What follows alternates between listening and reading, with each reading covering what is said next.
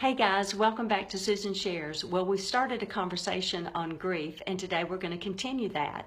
And we may even continue it next week, one more day too, because there's so much about grief.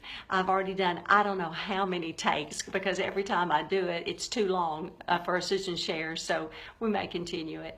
Today, what I want to talk about for grief is if you're in a relationship with someone, how to get through grief together. So first, I'd like to say if you're married, so if you have a spouse, it's so healthy, because the last time I talked about healthy and unhealthy, there may not be a right or a wrong, but there is a healthy and an unhealthy. So the healthiest way to grieve together if you're married is to grieve, in fact, together and not to isolate. So the wife go off alone and grieve by herself, and the husband go off alone and grieve himself. Meaning, I'm not going to share my thoughts. I'm going to do this all alone, and then after I know that she's through grieving, that I'll come to her. No.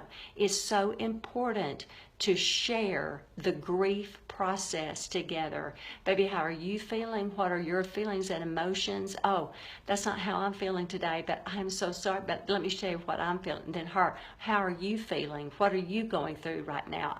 I want to share in that suffering. It's kind of like in Isaiah 53, Jesus shared, he was a man of suffering. He understands your pain and suffering. He knows Jesus wept. In John, it says Jesus wept. He understands pain and suffering.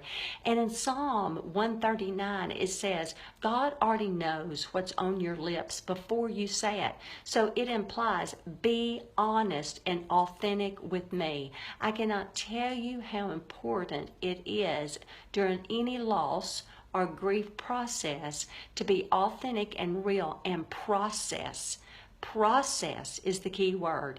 And if you're married, to process together, that's the key, is to process together, because that will in fact connect you closer. It will be a bond between you, instead of isolating and you one go one way and the other. The enemy would love that, because it would isolate you and separate the two of you together, and that can tear you apart, isolation. And the enemy would even have you both blaming each other for the loss. And so isolation is not good during this time. And so the grief can actually connect you by processing together and sharing what you're feeling and the emotions that you have going on. Same with friendships, same with friendships, to connect. It will bring you together as you process the feelings and emotions that you each have at that time. How are you feeling? Connect, take each other's pulse on where you are in the grief and the loss process. So processing during this time of any grief is a huge, huge thing on the healthy side of grief, is knowing how to process, whether it's writing it down, sharing, talking, but processing. Psalm 139, be honest, because I already know what's on your heart. Worst thing you could do, unhealthy, is shoving your emotions under the rug and not talking or processing about it. So are you processing grief? It's the healthy side of grief. So think about that and have a great day. We'll talk about it one more time. Grief, that is. Okay? Have a great weekend. Love you. Bye-bye.